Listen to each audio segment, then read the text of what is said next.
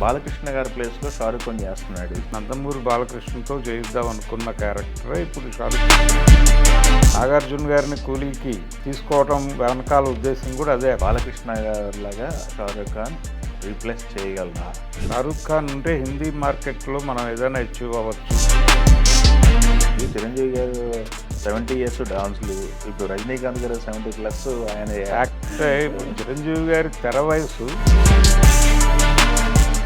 భరద్వాజ గారు ఒక చిన్న టాపిక్, ఇంట్రెస్టింగ్ టాపిక్. బాలకృష్ణ గారి ప్లేస్లో షారుఖ్ ఖాన్ చేస్తున్నాడు. బాలకృష్ణ గారి లాగా షారుఖ్ ఖాన్ రీప్లేస్ చేయగలరా? జైలర్ ఆ టెంపో మెయింటైన్ చేయగలరా అనేది ఒక టాపిక్ నడుస్తుంది. జైలర్ 2 జైలర్ 2 సంబంధించి.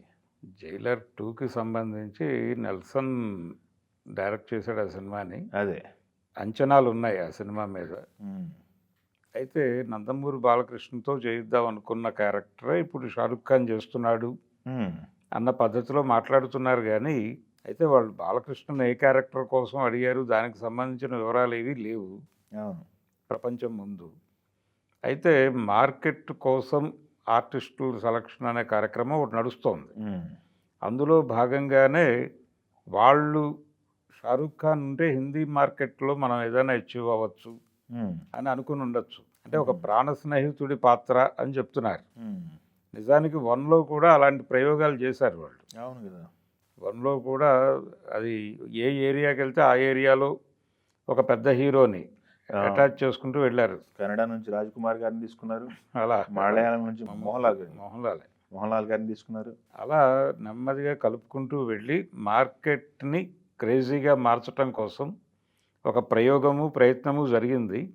దీనిలో కూడా అదే చేస్తున్నారు. నిజానికి ఆయన నాగార్జున గారిని కూలీకి తీసుకోవటం వెనకాల ఉద్దేశం కూడా అదే. అప్పుడు అంటే తెలుగు మార్కెట్ని, సౌత్ మార్కెట్ని మాత్రమే కాకుండా నాగార్జున హిందీ మార్కెట్లో కూడా సెలబుల్ ప్రోడక్టే. అందుకని నాగార్జున్ని తీసుకున్నారు, విలన్గా తీసుకున్నారు. అది కంటెంట్కి సంబంధించిన సమస్యలతో మొత్తానికి అందరికీ చేదు అనుభవంగా మిగిలింది అది. కాబట్టి ఈసారి నందమూరి బాలకృష్ణ గారు వాంటెడ్గానే తప్పుకున్నాడా, అసలు సంప్రదించారా అనేది ఒక డౌట్. మొదట బాలకృష్ణ పేరే వినిపించింది, తర్వాత కాదన్నారు, మళ్ళీ ఆయనే చేస్తున్నాడు అన్నారు, ఇప్పుడు షారుఖ్ ఖాన్ అంటున్నారు. నిజానికి అందులో కూడా ఆమీర్ ఖాన్ని తీసుకొచ్చారు చివరిలో. అవును, కూలీలో ఆమీర్ ఖాన్ని తీసుకొచ్చి ఆమీర్ ఖాన్ ద్వారా హిందీ మార్కెట్ని పట్టుకోవాలనే ప్రోగ్రాం ఒకటి పెట్టుకున్నారు. అయితే ఈ సినిమాలో అంటే వీళ్ళిద్దరి మధ్య ఒక అనుబంధం ఉంది. రజనీకాంత్కి షారూఖ్కి మధ్య ఒక పాత చెన్నై ఎక్స్ప్రెస్ అవును ఇది ఉంది, బంధం. అవునవును. కాబట్టి ఇది వర్కౌట్ అవుతుంది అని నమ్ముతున్నారు వీళ్ళు. రెండోది, రజనీకాంత్ సినిమా అంటే జనరల్గా పెద్ద ఇబ్బంది పడకుండానే చేసేస్తారు ఎవరైనా. తను ఆ మేరకు ఆ పెద్ద మనిషి తరహాగా నడుస్తున్నాడు, ఆయన కెరియర్ కూడా అలాగే నడుస్తోంది. అందుకని ఇంకొక ఎక్స్పెక్టేషన్ ఏంటంటే వాళ్ళిద్దరూ కలిసి ఒక సినిమా చేస్తారనే ఒక స్పెక్యులేషన్ నడుస్తోంది చాలా కాలంగా. కమల్ హాసన్, రజనీకాంత్. అవును, అదొక సినిమా ఉంటుంది నెక్స్ట్. దానికంటే ముందు ఇది రావాలి, ఈ జైలర్ 2. ఈ టైగర్ కా హుకుం అనేటువంటి అది జనాలకు బాగా పట్టుకుంది. ఆ పట్టుకుంది కాబట్టి ఇప్పుడు ఆ సినిమా ద్వారా ఒక హిట్ కొట్టి ఆ తర్వాత ఈ కాంబినేషన్లో సినిమాని సెట్ చేస్తారు. ఆయన కూడా 70 దాటిపోయాడు. అవును.